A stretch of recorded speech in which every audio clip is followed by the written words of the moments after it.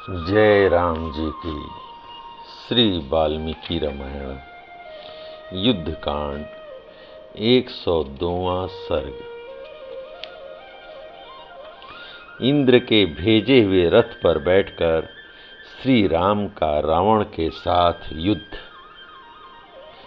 लक्ष्मण की कही हुई उस बात को सुनकर शत्रु वीरों का संहार करने वाले महापराक्रमी श्री राम ने धनुष लेकर उस पर बाणों का संधान किया। उन्होंने सेना के मुहाने पर रावण को लक्ष्य करके उन भयंकर बाणों को छोड़ना आरंभ किया। इतने में राक्षस राज रावण भी दूसरे रथ पर सवार हो श्री राम पर उसी तरह चढ़ाया जैसे राहु सूर्य पर आक्रमण करता है। दसमुख रावण रथ पर बैठा हुआ था। वह अपने वज्रोपम बाणों द्वारा श्री राम को उसी तरह बींधने लगा जैसे मेघ किसी महान पर्वत पर जल की धारावाहिक वृष्टि करता है। श्री रामचंद्र जी भी एकाग्रचित्त हो रणभूमि में दसमुख रावण पर प्रज्वलित अग्नि के समान तेजस्वी सुवर्णभूषित बाणों की वर्षा करने लगे। श्री रघुनाथ जी भूमि पर खड़े हैं और वह राक्षस रथ पर बैठा हुआ है। ऐसी दशा में उन दोनों को युद्ध बराबर कैसे हुआ? वहां आकाश में खड़े देवता, गंधर्व और किन्नर इस तरह की बातें करने लगे। उनकी ये अमृत के समान मधुर बातें सुनकर तेजस्वी देवराज इंद्र ने मताली को बुलाकर कहा, सारथे, रघुकुल तिलक श्री रामचंद्र जी भूमि पर खड़े हैं। मेरा रथ लेकर तुम शीघ्र उनके पास जाओ। भूतल पर पहुंचकर श्री राम को पुकार कर कहो, यह रथ देवराज ने आपकी सेवा में भेजा है। इस तरह उन्हें रथ पर बिठाकर तुम देवताओं के महान हित का कार्य सिद्ध करो। देवराज के इस प्रकार कहने पर देव सारथी मातली ने उन्हें मस्तक झुकाकर प्रणाम किया और कहा, देवेंद्र, मैं शीघ्र ही आपके उत्तम रथ में हरे रंग के घोड़े जोतकर उसे साथ लिए जाऊंगा और श्री रघुनाथ जी के सारथी का कार्य भी करूंगा। तदंतर देवराज इंद्र का जो शोभाशाली श्रेष्ठ रथ है, जिसके सभी अवयव सुवर्णमय होने के कारण विचित्र शोभा धारण करते हैं, जिसे सैकड़ों घुंघरुओं से विभूषित किया गया है, जिसकी कांति प्रातः काल के सूर्य की भांति अरुण है, जिसके कुबर में वैदुर्य मणि नीलम जड़ी गई है, जिसमें सूर्य तुल्य तेजस्वी हरे रंग वाले सुवर्ण जाल से विभूषित तथा सोने के साजबाज से सजे हुए अच्छे घोड़े जुते हुए हैं और उन घोड़ों को श्वेत चंवर आदि से अलंकृत किया गया है, तथा जिसके ध्वज का दंड सोने का बना हुआ है, उस रथ पर आरूढ़ हो मातली देवराज का संदेश ले स्वर्ग से भूतल पर उतरकर श्री रामचंद्र जी के सामने खड़ा हुआ। सहस्त्रलोचन इंद्र का सारथी मातली चाबुक लिए रथ पर बैठा हुआ हाथ जोड़कर श्री रामचंद्र जी से बोला, महाबली शत्रुसूदन श्रीमान रघुवीर, सहस्त्र नेत्रधारी देवराज इंद्र ने विजय के लिए आपको यह रथ समर्पित किया है। यह इंद्र का विशाल धनुष है, यह अग्नि के समान तेजस्वी कवच है, ये सूर्य सदृश प्रकाशमान बाण है तथा यह कल्याणमयी निर्मल शक्ति है। वीरवर महाराज, आप इस रथ पर आरूढ़ हो मुझ सारथी की सहायता से राक्षस राज रावण का उसी तरह वध कीजिए जैसे महेंद्र दानवों का संहार करते हैं। मातली के ऐसा कहने पर श्री रामचंद्र जी ने उस रथ की परिक्रमा की और उसे प्रणाम करके अपनी शोभा से वे समस्त लोकों को प्रकाशित करने लगे। तत्पश्चात महाबाहु श्री राम और राक्षस रावण में द्वैरथ युद्ध प्रारंभ हुआ, जो बड़ा ही अद्भुत और रोंगटे खड़े कर देने वाला था। श्री रामचंद्र जी उत्तम अस्त्रों के ज्ञाता थे। उन्होंने राक्षस राज के चलाए हुए गांधर्व अस्त्र को गांधर्व अस्त्र से और देव अस्त्र को देव अस्त्र से नष्ट कर दिया। तब राक्षसों के राजा निशाचर रावण ने अत्यंत कुपित हो पुनः परम भयानक राक्षास्त्र शस्त्र का प्रयोग किया। फिर तो रावण के धनुष से छूटे हुए सुवर्ण भूषित बाण महाविषैले सर्प हो होकर श्री रामचंद्र जी के निकट पहुंचने लगे। उन सर्पों के मुख आग के समान प्रज्वलित होते थे।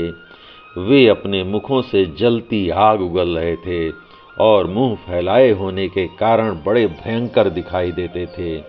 वे सब के सब श्री राम के ही सामने आने लगे। उनका स्पर्श बासुकी नाग के समान असह्य था। उनके फन प्रज्वलित हो रहे थे और वे महान विष से भरे हुए थे। उन सर्पाकार बाणों से व्याप्त होकर संपूर्ण दिशाएं और विदिशाएं आच्छादित हो गईं। युद्ध स्थल में उन सर्पों को आते देख भगवान श्री राम ने अत्यंत भयंकर गरुड़ास्त्र को प्रकट किया। फिर तो श्री रघुनाथ जी के धनुष से छूटे हुए सुनहरे पंख वाले अग्नि तुल्य तेजस्वी बाण सर्पों के शत्रुभूत सुवर्णमय गरुण बनकर सब ओर विचरने लगे। श्री राम के इच्छानुसार रूप धारण करने वाले उन गरुणाकार बाणों ने रावण के महान वेगशाली उन समस्त सर्पाकार सहायकों का संहार कर डाला। इस प्रकार अपने अस्त्र के प्रतिहत हो जाने पर राक्षस राज रावण क्रोध से जल उठा और उस समय श्री रघुनाथ जी पर भयंकर बाणों की वर्षा करने लगा।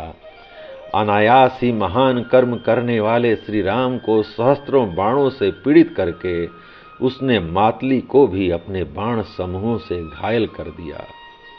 तत्पश्चात रावण ने इंद्र के रथ की ध्वजा को लक्ष्य करके एक बाण मारा और उससे उस ध्वज को काट डाला। उस कटे हुए सुवर्णमय ध्वज को रथ के ऊपर से उसके निचले भाग में गिराकर रावण ने अपने बाण के जाल से इंद्र के घोड़े को भी छत बिछत कर दिया। यह देख देवता, गंधर्व, चारण तथा दानव विषाद में डूब गए। श्री राम को पीड़ित देख सिद्धों और महर्षियों के मन में बड़ी व्यथा हुई। विभीषण सहित सारे वानर युद्धपति भी बहुत दुखी हो गए। श्री राम रूपी चंद्रमा को रावण रूपी राहु से ग्रसित हुआ देख बुध नामक ग्रह जिसके देवता प्रजापति हैं, उस चंद्र प्रिय रोहिणी नामक नक्षत्र पर आक्रमण करके प्रजा वर्ग के लिए अहितकारक हो गया। समुद्र प्रज्वलित सा होने लगा, उसकी लहरों से धुआं उठने लगा। वह कुपित सा होकर ऊपर की ओर इस प्रकार बढ़ने लगा मानो सूर्य देव को छू लेना चाहता है। सूर्य की किरणें मंद हो गईं, उसकी कांति तलवार की भांति काली पड़ गई। वह अत्यंत प्रखर कबंध के चिन्ह से युक्त और धूमकेतु नामक उत्पात ग्रह से संसक्त दिखाई देने लगा। आकाश में इक्ष्वाकु वंशियों के नक्षत्र विशाखा पर जिसके देवता इंद्र और अग्नि हैं, आक्रमण करके मंगल जा बैठा। उस समय 10 मस्तक और 20 भुजाओं से युक्त 10 ग्रीव रावण हाथ में धनुष लिए मैनाक पर्वत के समान दिखाई देता था। राक्षस रावण के बाणों से बारंबार आहत होने के कारण भगवान श्री राम युद्ध के मुहाने पर अपने सहायकों का संधान नहीं कर पाते थे। तदंतर श्री रघुनाथ जी ने क्रोध का भाव प्रकट किया। उनकी भौहें टेढ़ी हो गईं, नेत्र कुछ कुछ लाल हो गए और उन्हें ऐसा महान क्रोध हुआ जिससे जान पड़ता था कि वे समस्त राक्षसों को भस्म कर डालेंगे। उस समय कुपित हुए बुद्धिमान श्री राम के मुख की ओर देखकर समस्त प्राणी भय से थर्रा उठे और पृथ्वी कांपने लगी। सिंहों और व्याघ्रों से भरा हुआ पर्वत हिल गया, उसके ऊपर के वृक्ष झूमने लगे और सरिताओं के स्वामी समुद्र में ज्वार आ गया।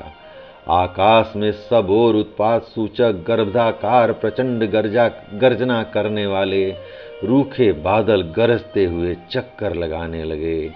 श्री रामचंद्र जी को अत्यंत कुपित और दारुण उत्पातों का प्रकाट्य देखकर समस्त प्राणी भयभीत हो गए। तथा रावण के भीतर भी भय समा गया।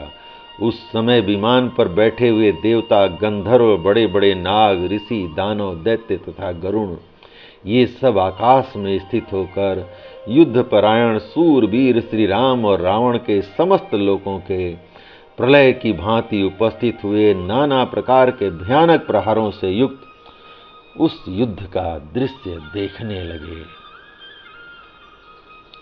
उस अवसर पर युद्ध देखने के लिए आए हुए समस्त देवता और असुर उस महासमर को देखकर भक्ति भाव से हर्षपूर्वक बातें करने लगे।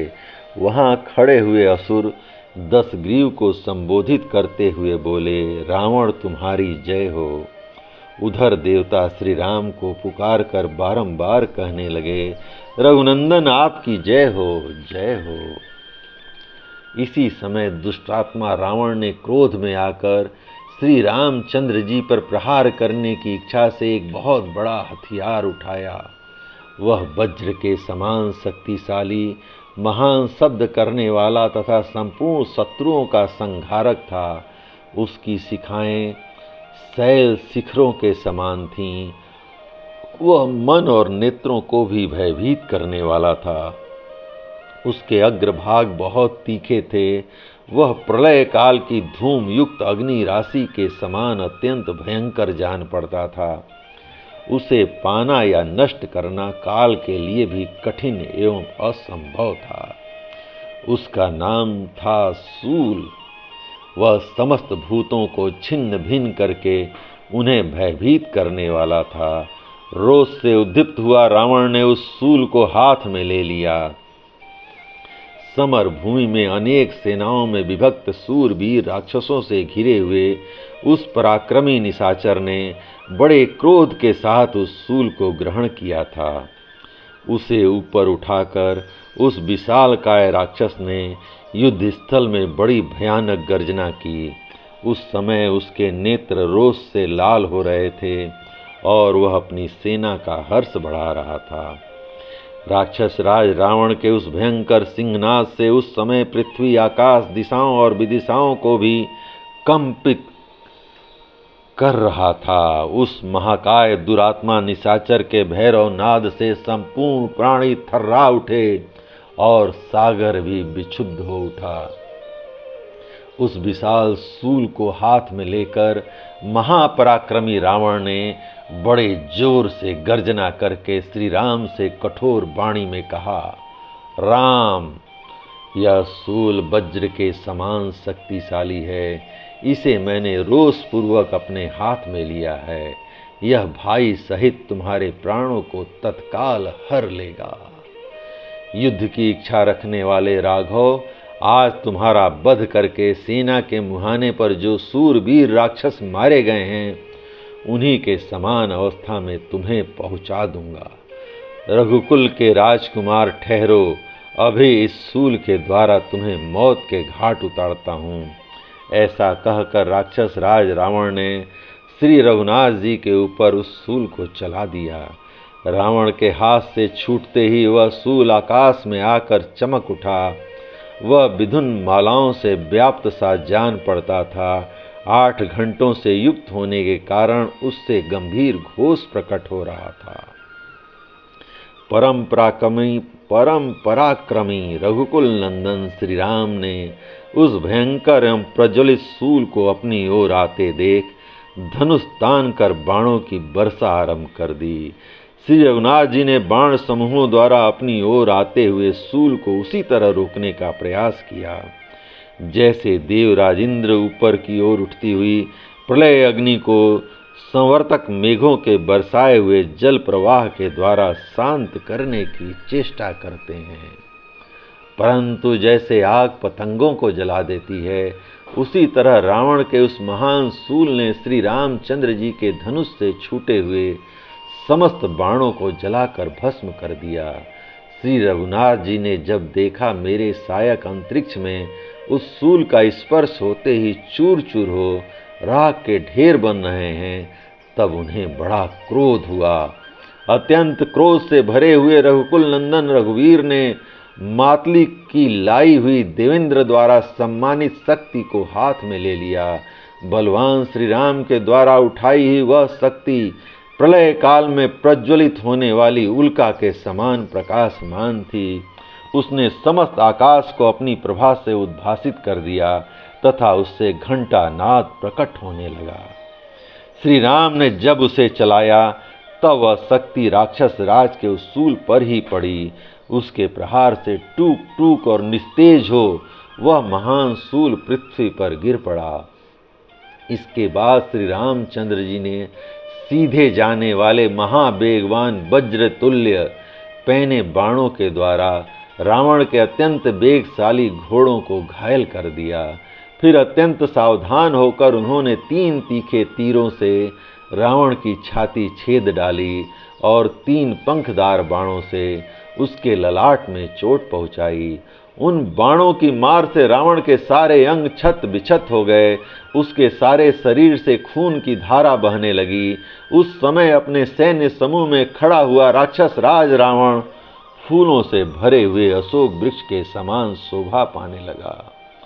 श्री रामचंद्र जी के बाणों से जब सारा शरीर अत्यंत घायल और लहूलुहान हो गया तब निशाचर राज रावण को उस रणभूमि में बड़ा खेद हुआ। साथ ही उस समय उसने बड़ा भारी क्रोध प्रकट किया। जय राम जी की। इस प्रकार श्री वाल्मीकि निर्मित आर्ष रामायण आदि काव्य के युद्ध कांड का 102वां सर्ग प्रभु श्री राम की कृपा से पूर्ण हुआ। जय राम जी की।